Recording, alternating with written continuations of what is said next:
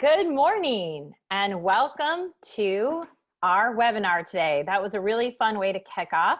I'm Betsy Brennan, President and CEO of the Downtown San Diego Partnership. The Downtown Partnership is a nonprofit organization focused on advancing economic prosperity and cultural vitality of downtown San Diego. On behalf of the Downtown Partnership and our sponsor, Intesa Communications Group, who you'll hear from a little bit more in just a bit, we want to welcome you to the second session of our Fed and Educated series.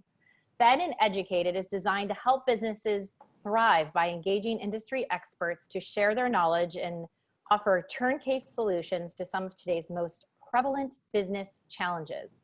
I am thrilled to see so many partners in our community with us today. As you know, today's discussion is giving focus on building positive company culture and boosting employee morale in a new, largely virtual environment. We have some surprises in store for you today, like the music you got to hear in the beginning. As many continue to work from home in some capacity to find more of their work conducted virtually, leaders and decision makers are wondering how best to support their teams.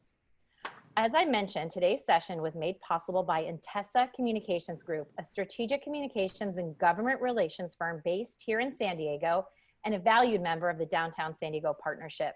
We're happy to be partnering with Intesa for this session because they are not only managing this virtual shift for their own internal team, but also serving as an advisor for clients on how to find the best path forward. With that, I will pass things over to Margie Newman, founding partner of Intesa, for a brief message and to moderate this very exciting and dynamic session today. Margie? Thanks, Betsy. Good morning, everybody. People are still coming in. We're so glad everyone is joining us today. My name is Margie Newman, and as Betsy said, I wear several hats here. I'm a proud board member. I'm a longtime events committee volunteer. So if you're looking for ways to get involved with the partnership, there's plenty of committees and ways you can do that. And I'm also a small business owner. Intesa Communications Group, as Betsy said, is a PR and GR firm. We basically help companies large and small communicate with confidence in crisis, opportunity, or transition. And the reason that we really jumped to sponsor and moderate this panel today is because we really believe that reputation management for your company also includes how you treat people. And we really strive at Intesa to make sure that we are treating people with dignity and respect and supporting them. And I know that the companies here today not only have exceptional work product, but they also believe in that really human forward HR and employee experience work. And if you haven't experienced it, I'm sure you have, that the pandemic has really brought out the idea that what we are doing as leaders for our companies is supporting the whole person, right? Not work Margie and then separately is at home Margie or personal Margie, but the whole person. You get all of me, all that's in my head in both places. And so especially in a pandemic, how do we empower, support, and bring out the best in our teams? Well, that's what we want to explore today. And I jumped at the chance to be a moderator for this because I really believe in this sort of people value forward work. And also, if you watched the debates last night, you know the bar for moderation is really low right now. So I can really do no wrong. I feel really confident about what kind of moderator I can be today. So I want to get started with figuring out how you guys feel. We're going to push forward a poll. Taylor is going to send that through. And if you could just answer some questions for us, we want to know what matters to you today. So pick a few, pick three, what really matters to you today. And while you're doing that poll, I'm going to read you a little bit of housekeeping. So first of all, we received some questions from you guys in advance. Thank you for that. We're going to be asking those questions. As your moderator, I'll be asking those questions throughout. But if you think of other things that you want to ask or ideas that come to you, please share those using the Q&A function. You can use those and we'll be reading those out and making sure those questions get addressed. You're also going to see that Taylor, and we're going to mention Taylor a lot, she's phenomenal and is always loading the chat down with resources. Taylor is also going to provide you our contact information. You've got Angela, you've got Nathan, you have Kaitlin, and me. And if you want to reach out to us and get any support you need, we really do mean it. Call us, text us, email us. We want to help you in this work. So thank you, Kaitlin, for pushing that poll. I'm gonna go ahead and get out of there so I can see what I'm doing. We want to get started with the fun stuff. You're going to hear some cool things from Angela Minardi. Angela runs a company called Fit City, and she has compiled these talented, energetic humans to bring out the best in the humans you're employing. And you're going to get a taste of the cool stuff. But if you want more, you're going to see Angela's contact information here, and feel free to reach out. Fit City is a downtown partnership member, and we're thrilled to showcase them in this. So Angela, take it away. Okay, thank you, Margie. Hello, everyone. We're so excited that you're here with us today. Fit City's mission is all about team building and culture. We inspire and cultivate meaningful human connections through healthy team building and wellness programs. And we're going to show you a little snapshot of what that is today, maybe for your upcoming holiday party. We know everyone's disconnected, and so we want to make sure we can get everyone connected and having some fun. And so what we're bringing to you today, I'd like to introduce my friends John and Eric. They play at the Shout House downtown, and we are putting together an amazing dueling piano hour for you. And we're going to give you a little snapshot of that right now. So John and Eric, take it away. Hey everybody, thanks so much for having us. I'm Eric, and the loading screen next to me is my partner John. He'll be on in just a second. We want to show you guys some of the things that we do on our Power Hour, our Dueling Piano Power Hour. The first thing we will do here is get started with one of our favorite songs. For this song, you don't have to be a good dancer. You just have to look cool. And one of the things that helps with that is if you have a pair of sunglasses, go ahead and put those on. We want to see you in the camera. Out in the street there is violence and lots of work to be done. No chance to hang out watching. I can't. Perfect sunglasses, Margie. I like it. I'm gonna rock down to Electric Avenue and let me take it high. It's got the 60s vibe with those glasses. Rock down to Electric Avenue and let me take it higher. Working so hard like a soldier, can't afford a thing on TV. Sleeping a warrior, can't get food for them kids. No, no, we gonna rock down to Electric Avenue. I got 3 seconds left. Take it higher. Eric, I'm back. Passing it back to you, John. Oh man, did you do that intentionally? You tried to kick me off again.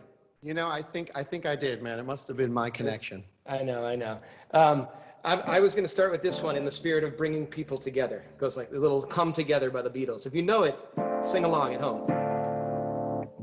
Here come old flat top, he come grooving up slowly. He got juju apple, he won't holy roller. He got hair down to his knees. Got to be good looking, cause it's so hard to see. Come together right now over me. What's come together right now over me. Yeah, John, nice one. Thanks, man. We get those 60-second timers going down there so that we can keep the show moving along. This next song is a request from one of our panelists, a Fresh Prince of Bel-Air fan out there. It goes like this. Now this is a story all about how my life got flipped, turned upside down. I like to take a minute, just sit right there. I'll tell you how I became a prince of a town called Bel-Air.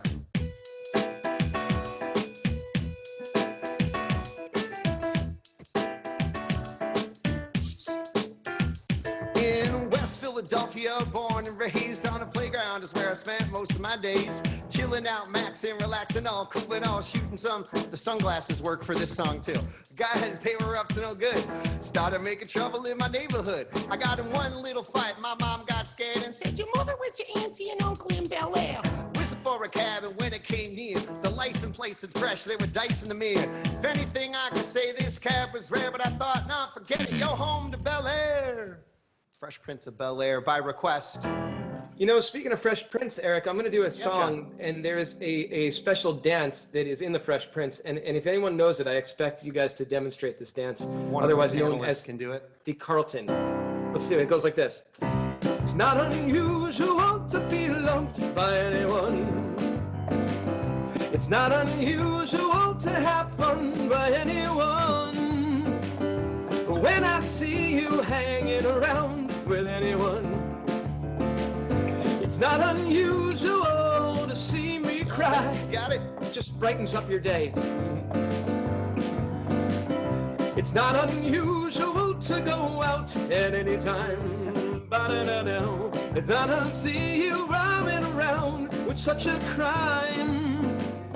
If you should ever want to be loved by anyone, it's not unusual. It happens every day, no matter what you say. There it is, you guys. That's a little taste of the show that we do. Our next full show is going to be Friday, October 9th at 7 p.m. We will post a link here in the chat in case you want to come check out the full show. And if we would love to be the interactive entertainment at your next virtual event, please contact Angela at Fit City if you'd like to book us. Thanks again for having us, everybody. Thanks, everyone.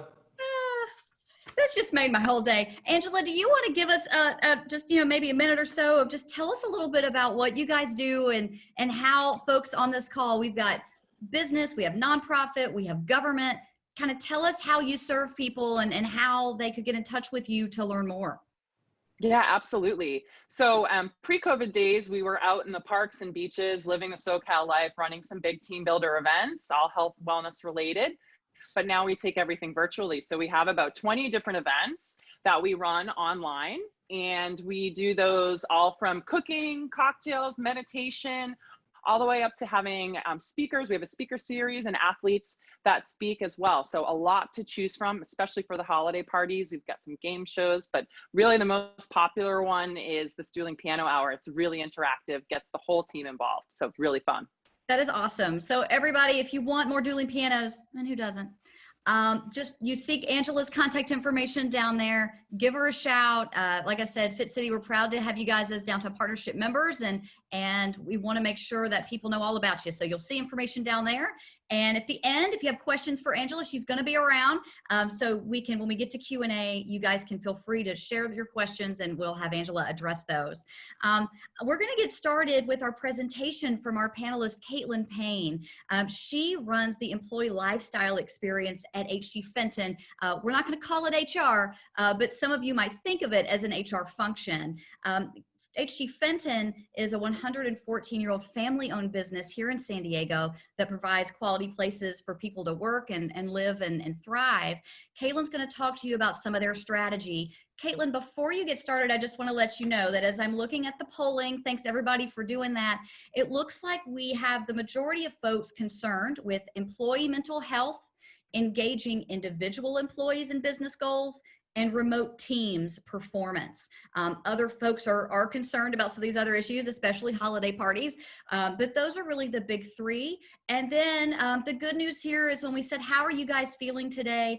The vast majority of you said that you're feeling fine. You're not super energized, but you're still productive, and that's okay. We have a few of you who need a pep talk, so hopefully the dueling pianos helped. But I'm gonna turn it over to Caitlin, and don't worry, if you have questions for Caitlin, we can absolutely get those answered for you. Caitlin. Perfect. Thanks, Margie. I'm Caitlin Payne, like Margie just mentioned, and I am the Employee Lifestyle Director for HG Fenton Company. And so today I am excited to kind of share and collaborate with everyone on what's the secret sauce, right, to maintain that positive morale and employee company culture. And before we really dive into some of that, I did want to hear from each of you, and Taylor, if you can kick off that additional poll. I wanted to hear a little bit also from you around how you're feeling about the morale and culture of your own organization, right? So everything from, I'm totally fine, I'm great, our team's resilient, we're able to change with the times and we're staying on top of performance, to I think we're okay, it's been a little challenging for our team to stay connected. So we want to make sure productivity is meeting what our expectations are, but I think we're working through it. And I don't know, I'm not feeling good, right? My employee morale might be low. Company culture might be impacted long-term. So that will also help us as both Nathan and I collaborate with you to talk about the issues at hand and what's coming up for you and get you the best help and support as we all collaborate together. So as if you can be vulnerable and respond as your responses come in, I might share just a little bit about the culture at Fenton. Like Margie mentioned, we are an over 114-year-old real estate company. And what I've really seen success in, and maybe that secret sauce as it were, is that in order to understand and maintain positive morale and company culture, we begin with the end in mind. So we really ask ourselves, where are we at? Where do we want to be and where do we want to end up and why? And as we work through some of those things, that really helps us to ground into how to approach each of our employees and their experience. Like Margie mentioned, we don't really call it HR here, we call it employee lifestyle. And our end in mind, I guess, as it were, is a place where employees can flourish, where our residents can live well, and our commercial businesses can succeed. And if we can ground into that long-term end game, that's what helps us energize our culture throughout times of change like we're in now. I don't know if any of you have ever, been asked that question of how might you summarize your culture at your company in 3 words or less. I would encourage each of you to, if you haven't really gotten that concise, culture perspective, I would encourage everyone to do that. If I had to describe ours, I would probably say it's one of trust and empowerment. So grounding back into our company values by maintaining the trust of our team and empowering them to be able to show up and be their best self. And really our employees are at the heart of everything that we do. They touch the customer. They're the ones that are on the front lines if they're maintenance, and they're the ones working out there. So when we went remote back in the very beginning of all this in March, we really started from that same place of trust and empowerment. And when I was asked to come speak on this panel, thinking through how do you cultivate trust and how do you empower team members when their cheese has been moved? How do you do that? You might be asking that. I asked myself that as well. And I think we really boiled it down to a couple key things. To continue the trust with employees, we grounded into a really amazing way to connect with them every day. So I'm going to share my screen, and I have a little presentation just to kind of showcase what we've done. We connected with our teams every day through a live chat. And that was hosted by our CEO, but it also enabled each of our team members to show up and talk about what's going on in the company, share a little bit more about what's changed, understand kind of what matters. And what we've really found is that enabled us to show up as better team members. We grounded into that trust. So, hopefully we also were able then to give a window into what matters with each team. Through that, in addition to not only building the trust with our 15-minute daily chats, we also had all kinds of different communication channels. So I don't know about each of you, but I always find it takes delivering a message maybe 5-6 times before it really sinks in. So we have the live chats. We created email and team meeting kind of conversations to make sure that the message was getting out. We messaged things on social media. And we really made sure that we could stay connected with our teams in various different ways. It wasn't just one channel and one time. And then really the final kind of key piece in that was with creating trust was sharing the importance of being together as a community. So how do we show up for each other? How do we show up for each of us as team members? And we also had, and I'll share a little bit of this with you, we also had some really great opportunities to showcase this throughout the company. And so you'll see kind of, these are the daily live chats that we had. And I think everyone, I'm hoping that my screen share is working. So these are the daily live chats that we had. We also were able then to showcase messages through social media. And then finally, we came together as a team and shared how each of us value each other and how we are valued. So cultivating and building the trust was really important. And I think that I know that is what set us up for a lot of success. I also wanted to share a little bit more too about how we were able to not only transcend being virtual, but also empower team members to feel like they could come together in a safe environment.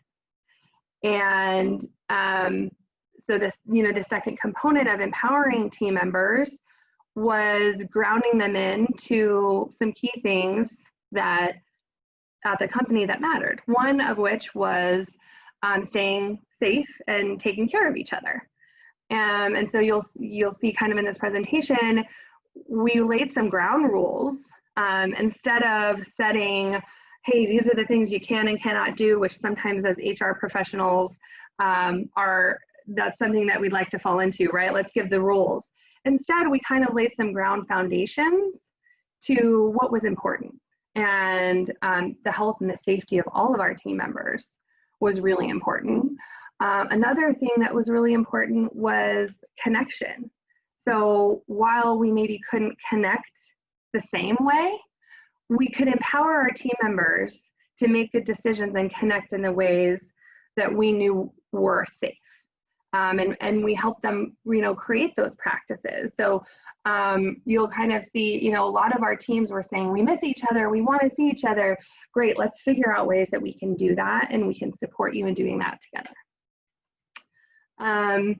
And then the kind of final piece of the empowerment that I wanted to share was that it's not only just about, hey, what's important today, it's also what might be important tomorrow, what's coming out ahead. How do we stay aligned and understand what the challenges are that our employees are seeing? And so we really started to ask a lot of questions. We wanted to find out, hey, what do you need to see from us? What's important to you? And I think a lot of us as leaders, sometimes it's hard to really put ourselves into the shoes of those folks that are out with the customer. And so the way we really saw success in doing that was asking. And we set up a consistency of asking for feedback, understanding what the challenges were that people were seeing, and also asking them what their needs were, and really trying to get a better understanding of, what are their struggles, so that then as leaders we can show up for them and continue that empowerment, give them the tools they need to make the decisions. So kind of working through each of those, trust and empowerment factors, we were really able to see enhanced teamwork. We've seen enhanced collaboration, enhanced results. We've seen more connection and honestly more engagement with so many of our team members. And I think part of that is because we've shown up with the vulnerability that maybe we didn't have in the past, or maybe it wasn't something that was necessary. And also just to highlight, just some of our teams, we see each of them coming together in different ways, and they feel like they can trust the team member next to them.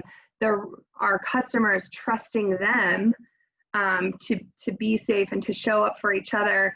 And we've just really seen a lot of more collaboration than we ever really anticipated.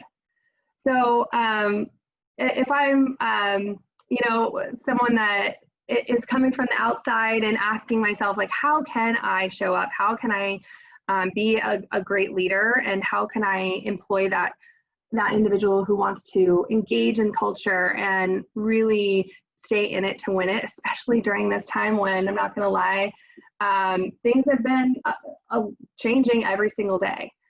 So what we've seen is a lot of success in empowerment and a lot of success in showcasing the trust that we have in each of our employees. So I hope that at least me sharing a little bit more about that, might have given some ideas or perspective, and I'd be happy to collaborate with you more one-off, or, even as I know Margie's going to be asking us some panel questions. As we do that, I'd be happy to share more. Oh, Margie, I think you're muted. Thank you so much, Caitlin. And Taylor will be sharing your email address right there in the chat. So truly, we mean it. If you guys have questions for us, send us your questions. We'll answer if you don't feel comfortable doing it in the group setting. Caitlin, I do have questions for you, but we're going to move to Nathan first, and then we'll get questions going. But I do want to just share your poll results, Caitlin. I love a poll. So it looks like 54% of people said it's okay. When you said, what's the morale and temperature check? It's been more challenging for our teams to stay connected, but we're working through it. So that's exciting that most people are saying that it's going well. And then, 37% say it's great. And then for the few of you who said not good, again, reach out. We're here to help if there's anything we can do. So thank you, Caitlin. We'll come back to you for questions. I now want to introduce Nathan Ouren. He is head of people and strategy for Gensler, which is a global architecture firm. You've probably heard of Gensler and the great work they do. You may not know about how they treat their people, which is also a great story. So Nathan, take it away. And again, if you have questions, load us down and we'll get to those after Nathan's presentation. All right. Well, thank you, Margie. So I'm going to assume you can see my screen okay. All right, so good morning. I am Nathan Ouren, a senior associate, project architect, design manager, and people and strategy leader here in San Diego for Gensler. Gensler San Diego is an office of approximately 100 architects and interior designers, and we are part of the larger Gensler, which is a global design firm of 50 offices worldwide and approximately 6,000 people. So 2020 has been quite a year, hasn't it? A year of new frontiers and stressors such as the global pandemic, not so new stressors such as social justice, and seasonal, more local stressors such as the wildfires. Mixing these stressors along with many other stressors in each of our personal lives is a lot for each of us to deal with. So how do we work with all of these stressors? Not only how do we work, but how do we work from home? How do we lead and manage our teams from home? And how do we lead our people through uncertain times when we don't know the future ourselves? So at the end of March 2020, Gensler published an article titled How to Build Culture in a Virtual World. We will share the link to this article in the chat box. And what you will see on the screen right now is directly from the article and offers suggestions on how to separate your work life from your home life while working from home. It's an interesting article and I invite you to read it, but today I'm not going to really get into the work from home utopia, dystopia topic too deeply, but I do want to share with you the 6 key strategies as provided in the article. Because times continue to change and we are now living 6 months after this article was written, I'm also going to add some lessons learned to these strategies based on where we are today. Key strategy number 1, embrace video interactions. In the beginning of the pandemic, virtual meetings and social gatherings were novel and fun. Then we began to realize that this working from home thing was going to be going on for quite a while. Balancing the family time with work time is a struggle for some of us, but not all of us. And many of us have found ourselves on virtual meetings for much of every single day. By August 2020, our video interactions at our office shifted from virtual happy hours to presenting ideas on how to avoid digital burnout. Virtual meetings need to continue to happen. We are finding more and more that our people are starving for human interaction, so we are strongly encouraging cameras on during meetings now more than ever. Key strategy number 2, bring your empathy online. It has been very important for the leaders in our office to check in on our people one-on-one, be it in an instant message, a video call, preferably something other than another email. It has been important to give each person the time to connect, to show that they matter and that we care. We have also made special attention to contact those who are single, living alone, or with roommates. Not everyone has a comfortable home office in a spacious home. We have actually been offering our people to borrow monitors and office chairs from the office to make their work environment at home a more comfortable place for them. At Gensler, every person in the company has a quarterly check-in with their coach. Now that we are 6 months into the work from home and state and county restrictions have been lifted a little bit, we have been suggesting our coaches and people to consider meeting in person. This isn't mandatory, but a decision between the coach and the coachee, totally allowing the two of them to decide based on their comfort level of an in-person meetings during COVID. Key strategy number 3, keep creativity at the forefront. There are many web-based collaborations tools that allow us as project teams to work together in real time, virtually. Our office has a mural board site, which is shown here on the screen, where we actually share our projects currently on the boards. This allows everyone access to the work our entire team is creating while at home, giving us a way to connect and feed our need for creativity. As restrictions lift, we will be seeing in-person project team sessions happening in the outdoors. More on this in a little bit. Key strategy number 4, staying healthy. As Angela and the Fit City Adventures team is sharing with us today, there are activities we can do that gets our blood pumping and gets us up from our desks. Every year at Gensler, we have a wellness week where we introduce physical and mental well-being opportunities to our people. This year, we felt it was more important than ever to make Wellness Week happen. Last week was our Wellness Week. We had virtual coffee chats, webinars regarding home ergonomics, managing stress during COVID, and how to get along with your partner and kids during the pandemic. We also did a step challenge throughout the week, and we ended the week with a virtual happy hour where we learned how to make skinny margaritas. Healthy, right? Key strategy number 5, be human first. We are all different people. We all deal with stress differently and have different ways of dealing with anxiety. We may not even realize how each of us is being impacted mentally and with limited human interaction. Now more than ever, we need to make empathy a priority in our daily work lives. It is okay for us to show that we are human and vulnerable and that we don't have all the answers as leaders. It is, however, important for us to have a positive outlook that we will come out of this stronger on the other side. Key strategy number 6, learn to adapt and innovate. At Gensler, we have a very formulaic way of returning to the office, and it is dependent on state and county restrictions. The first team allowed into our office will be there primarily to get the office restarted, but these guidelines don't necessarily consider project teams working together in person. We want to look at how to reignite our project teams and overall office collaboration during the phased return to office. In a way, we want to flip the script.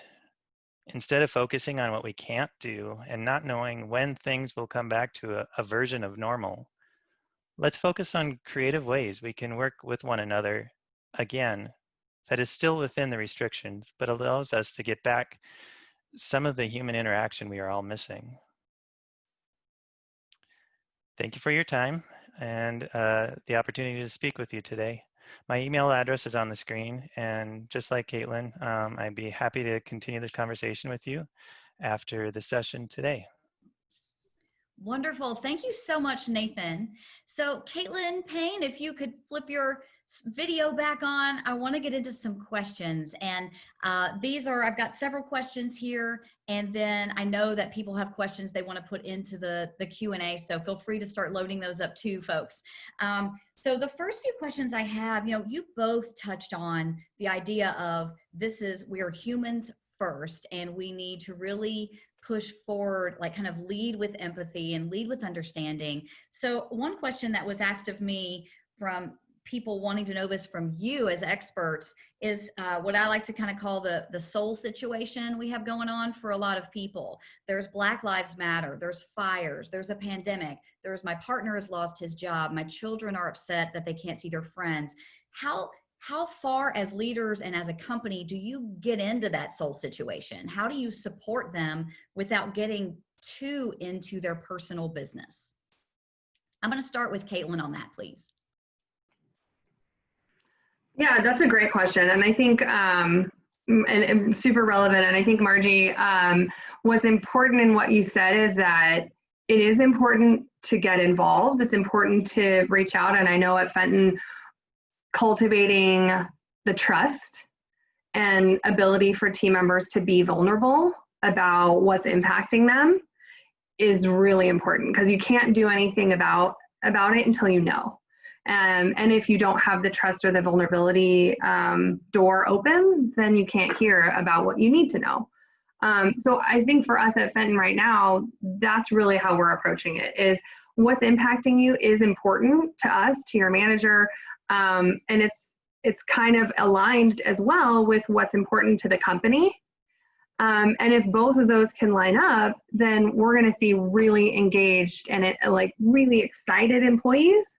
And if they don't line up, then we're going to be impacted and impacting our employee base. So it's in my mind, it's really important to reach out, get curious, ask questions, and come from a place of seeking to understand, and really leverage your ability to see themes and roll that up to leaders in order to take action.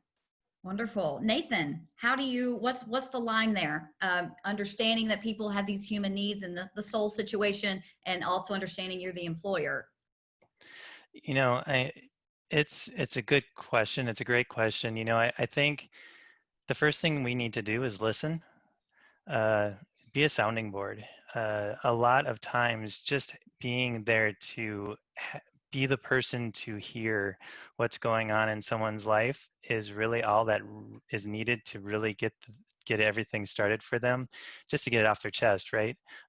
A lot of times it's not necessarily something that we need to actually do or take upon ourselves to do, but it is something, if there is something in the conversation, you know, for example, we have one person in our staff right now who is really struggling because they're a very social person, but their only social interaction is with people within the office. Well, this is 6 months of not having social interaction, living alone, so single person. And so what can we do to help that person? Well, something that might go along the lines of a work aspect of this is have that person come work on my patio. If I'm working on a project with them, have them come in, log on to my Wi-Fi, work with me, social distance, but having a human interaction that is work-based, that is helping feed that person what they're lacking right now. So we can't take on everyone's personal issues. Of course we can't. But if there are ways that we can align and assist them in a professional way, and looking at it from what does this person need to get through this time this week, could really be helpful. I'm muted. There we go. Thank you so much, Nathan. Angela, I have a question for you next. So if you could be on deck. Nathan and Kaitlin, I have another question about, you know, both of you said we lay out the ground rules and then we really empower our teams to make these decisions. So Nathan said maybe you have a colleague come over and you work outside. Kaitlin talked about how some teams are choosing to get together using the ground rules. I bet that's making a lot of our attendees nervous, right? Thinking I'll just put out rules and hope people comply. Kaitlin, do you want to talk about how you guys approach, I'm going to empower you and then I'm not going to freak out that I've just empowered you? Sure. It's interesting that you asked that question too. I was thinking about this the other night. If you lead from a place as a leader, even as a self-leader, as an employee, if you come from a place of fear first, you're already, you're enabling yourself. And that fear, starting from a place of fear, isn't where we've started at Fenton. That's kind of a little bit of why I grounded into the coming from a place of trust. So we're going to trust our employees. We're going to lay out some key foundational elements. That doesn't mean that we don't hold them accountable. So we set the parameters and we set expectations, but we also have to say on the back end, we have to be good leaders to be able to have tough conversations and give tough feedback. And I have been talking with some peers about this. We've seen people leave the company, or both voluntarily and involuntarily, because when you create trust, when you set some parameters, some of those folks that maybe don't fit in, or aren't motivated by those parameters, they're going to stick out, and that's okay.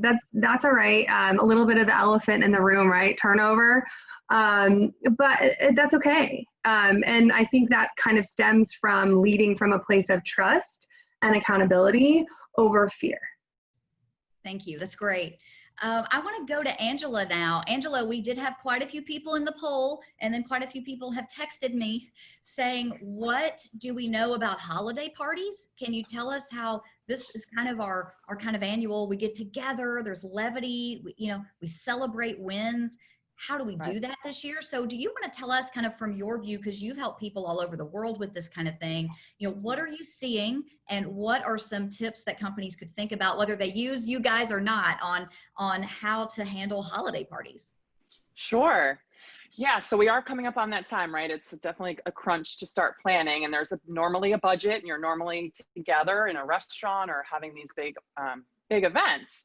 And so what we're seeing is that companies, they want to give their employees a thank you. It's been a hard year. Employees are working more hours. So creatively, the best ways to do that are to give your employees something fun, something to look forward to, something that's unique, maybe where they can learn and experience. It's all about experiences, right? And potentially bring in their friends and family into the mix too. So some really popular options right now, we are shipping to homes. And so people love receiving gifts, right? What's fun to open a package. And so we've got healthy foods that we're partnering with the Cone Restaurant Group, and we're actually shipping galas, meals. And then we're hosting a wine sommelier class. So where they're getting a gift and then they're learning. So it's really about kind of combining the two. We also play these game shows and do different interactions where we can include the kids and include the family. And I think that makes it easier for people to just say, oh, I don't know if I want to sit on a happy hour again, but my kids can be involved, and we're doing like a cyberspace clue room. That's really fun. So definitely survey your employees. We encourage that. We've got a lot of fun options. Just make sure you get it out there now and start planning now. But those are the biggest trends we're seeing, is finding a way to give them a little gift, maybe shipped to their home, and then planning an experience with everyone involved. And of course, you can include leadership in that. You can include awards in that, right? So the CEO can speak and you can make it your own. But it really sets you apart, and it really shows that you care about their needs. Awesome. Thank you, Angela. That is great. And again, if you want, I think Angela also has a tip sheet that she can share as well. If Taylor, you want to drop that in the chat. Taylor's already dropped in the virtual packages that Angela and her team can do. So thank you for that. I want to go to a question that's in the chat area from Tony McMahon. So how can we encourage our business development teams? I'm going to kick this one to Nathan. As Gensler looks at bringing on new projects and kind of that business development piece, is there a certain way that you guys are encouraging and thinking of new ways to tackle business development, Nathan? So yeah, it's a different world. It's a much different world today as it was 6 months ago. And, as a design firm, something that we've really focused on is looking back to our clients and trying to figure out how we can help them through this new world, this new change. So honestly, what we've been doing is going back into COVID-19. How does that impact our workplace? And how is the pandemic, speaking probably to the larger group, how is this pandemic impacting your clients? And what can you provide your clients to help them get through this time? We don't have an ending, but we definitely want to get back to work. We want to get back into the office, and we want to understand, what tools do we have as professionals that we can share with our clients and give them what they need to get back to normal, right? So that's just a way that we're looking at it, and it's been quite successful. That's great. And I would also just add, from a small business point of view at Intesa, we are consultants. We rely on small businesses large businesses, universities, all nonprofits to hire us to help them with their PR and government affairs. And how do you do that business development when, you can't go to that downtown partnership event with 1,000 people? And one way we've started really thinking about that is kind of what Caitlin alluded to, which is we're setting the ground rules for our folks. You need to do what you feel safe doing, and what go with the wearing a mask and 6 feet apart and being outside. I'm a big fan of handwritten notes. So I write a lot of letters to folks just to keep in touch without doing a hard sell. But really, I just had yesterday, someone, actually, I guess it was last week, reach out and say, hey, do you want to go to lunch? And I was like, yeah. Yes, but I hadn't thought about it, right? We have to get back into the business development habits that are safe.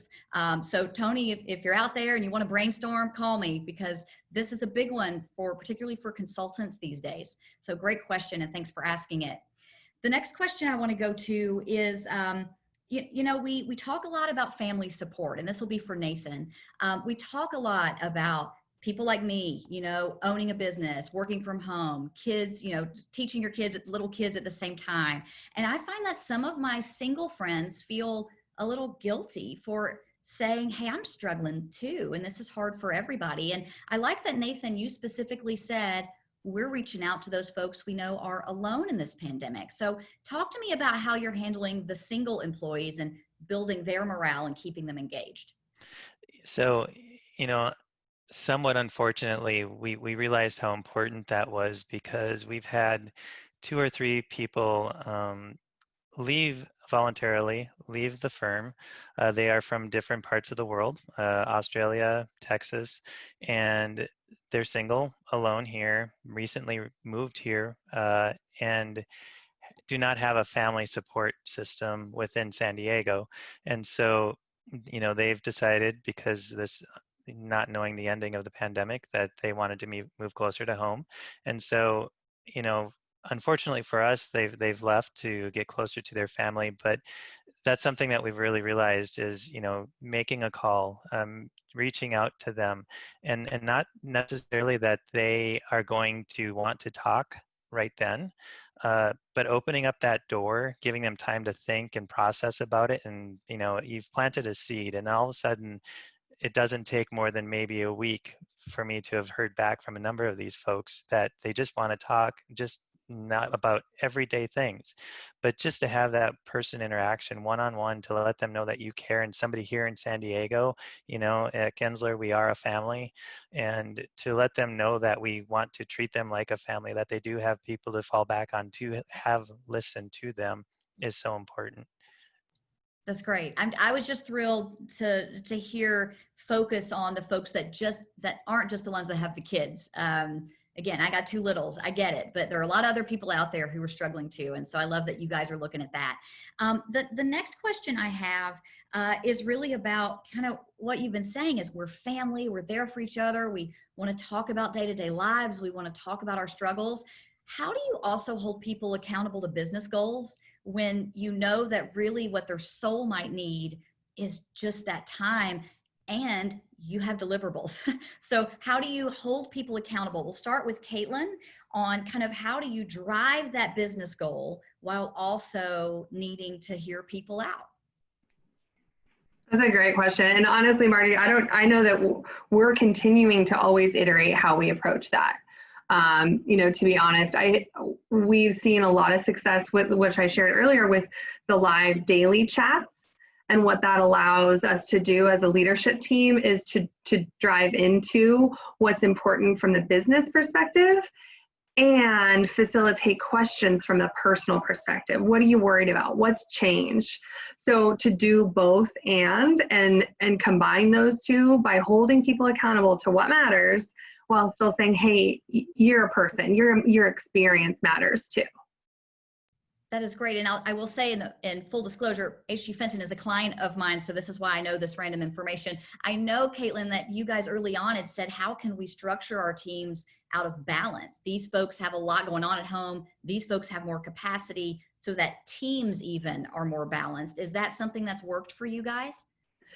Yes, and we've seen a lot of success in the collaboration of teams by combining small property management teams around the county into one conglomerate group. So now you have 70 people to do the work of across the company in that area, but they're sharing their talents and they're highlighting, okay, here's what I'm available to do.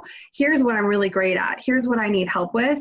And we've actually seen more collaboration, more productivity than we've seen in a long time, bringing those teams together and inspiring them to work and be vulnerable, like you just said. That's great. Nathan, do you have anything you want to add to that before I have a question for Angela? But is there anything pressing on that topic you want to jump in on?